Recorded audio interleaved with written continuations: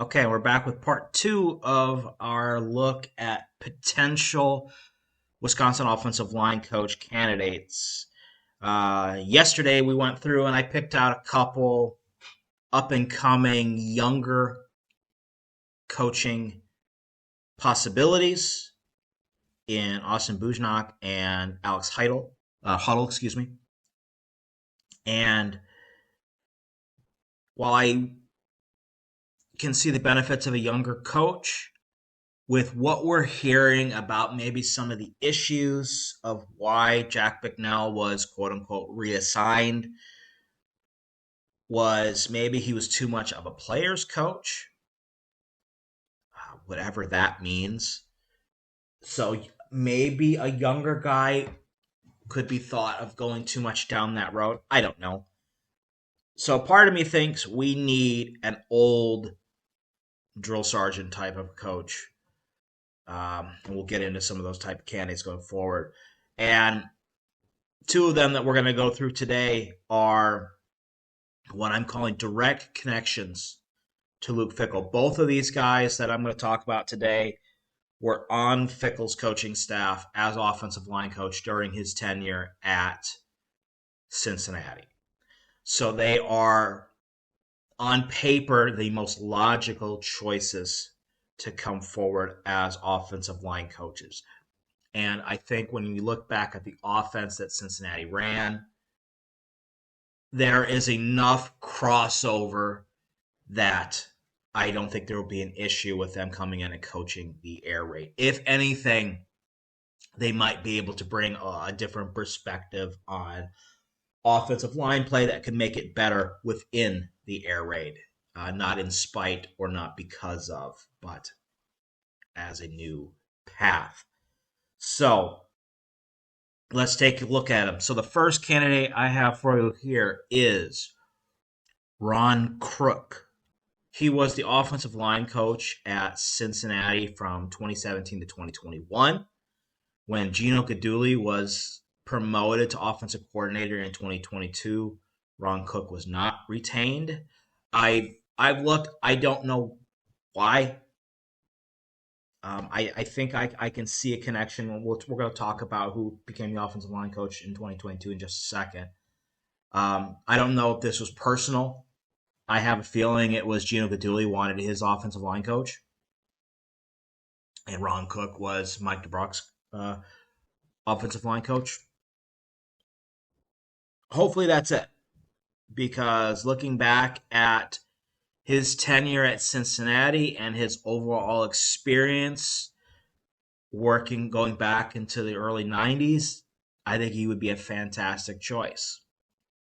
So let's dig into him a little bit. So in 2023, he was the offensive line coach at Virginia Tech. Tech made a bowl game. Nothing too fancy to write home about. 2022, he was the offensive line coach at South Dakota, FCS school. Again, not much to say there. He got that job pretty late. The change at offensive line coach happened a little bit later at Cincinnati than was expected. So maybe that was just the job that was available. But let's get back into the heart of when Fickell's teams were the best at Cincinnati, and that was when he was the offensive line coach. So 2021 had 3 first-team All-ACC, or All-AAC, American Conference, including Jake Renfro.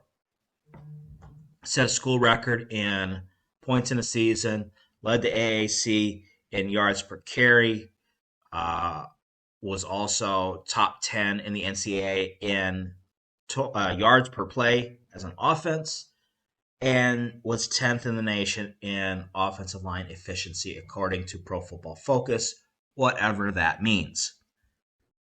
All in all, it's a very solid offensive line group that they had, and Coach Cook was the leader of it. If you go back over the overall of his tenure, averaging over 2 rushing touchdowns per game, that was 15th in the NCAA, was in the top 25 rushing 4 times, was in the top 25 of yards per carry 3 times. Sounds like a solid group. And sprinkling some all-conference players in there, including Joe Huber. You got the making of a pretty solid offensive line room under Coach Cook. I think he would be a solid addition to Wisconsin's offensive line room. A veteran coach, has been coaching since the early 90s, has worked under various systems going back years.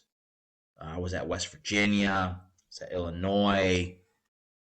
A lot of experience, and I think he would be a great fit. Now, the only thing that's going to hamper his candidacy, and again, I don't know, is the circumstances of him not being retained for 2022, and if there is any beef between Ron Cook and Luke Fickell. That I do not know. But his experience with Luke Fickell and his experience overall makes him an ideal candidate, personal feelings aside. All right, so that's Ron Crook. So, next candidate we're going to talk about, and one that has been growing on me the more that I've been looking at his resume and what I think he stands for, and that will be Mike Cummings. He took over for Ron Crook in 2022. He had previously coached with Gino Guidugli at Central Michigan, so there was a connection there, and that could possibly be why the coaching change was made. And I think he is a very intriguing but a solid candidate. Currently, he is the offensive line coach at Appalachian State, where in 2023, his first year there, they were second in the Sun Belt in sacks allowed. They had 3 all-Sun Belt players. Solid start. 2022, as the offensive line coach at Cincinnati, they had 3 all-AAC players, including Joe Huber. Shouldn't have mentioned Joe Huber before. I meant it here in 2022. But his earlier stuff, and especially at Central Michigan, is what I want to focus on. So he was at Central Michigan for 16 years, over 5 different stints, dating back to I believe the late 80s. And he had a lot of various titles while he was there. Offensive line coach, obviously, being one of them. He's tight ends coach. He was also offensive coordinator between 2010 and 2013, where they had some top 25 passing offenses. He also developed first overall pick in the NFL draft, Eric Fisher, in 2013. In his most recent stint that ended in 2021, he developed 2 NFL draft picks, Luke Fickell of the Tampa Bay Buccaneers and Gerhard Riemann of the Indianapolis Colts. That shows me right there that he can develop, getting top-level players developed at Central Michigan. That is a key. The fact that he was offensive coordinator and he could lead the league in passing is big for me, because I'm always wary of offensive linemen being offensive coordinators of anything but a run-heavy offense. A lot of times it just doesn't work. And it worked for Mike Cummings at Central Michigan. It shows that he has a good overall sense of football. And he values the passing game, which could, at least in my estimation, make me believe that he could develop a good pass-blocking offensive line. And especially when you see 3 tackles that he's coached go on to the NFL. Another key thing that I really like seeing when I look back at his resume is that 3 times in his coaching career, he was recruiting coordinators. Now, it was at two directional Michigan schools in Marshall. But still, I like that he has Midwest connections and that he's focused on recruiting, because having an offensive line coach who can recruit is going to be key. Having an offensive line coach who can recruit the Midwest is going to be key. And I think, all in all, his resume, again, stretching back to the late 80s, is intriguing and is full of experience.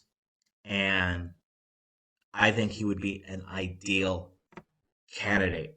And as of right now, if I want to rank all of the candidates that I have on the list that I put out the other day, he's at the top of my list, both in terms of his ability and the likelihood of him actually joining Wisconsin's staff.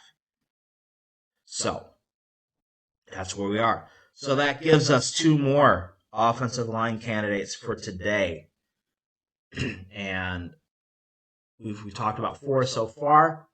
I've got some more coming up. Tomorrow we're going to be looking at a couple, what I'm going to call swing for the fences type candidates. Two guys who have at least a roundabout connection to Luke Fickell via his Ohio State connections, but two of the most respected offensive line coaches in the country, who right now happen to be coaching at slightly smaller schools, with them based more on their personal connections. But you never know. Maybe there's a chance if Wisconsin can dangle enough money and the right title at these candidates that we might be able to lure them to Madison. So that's tomorrow. And thank you for watching today, and we'll see you then.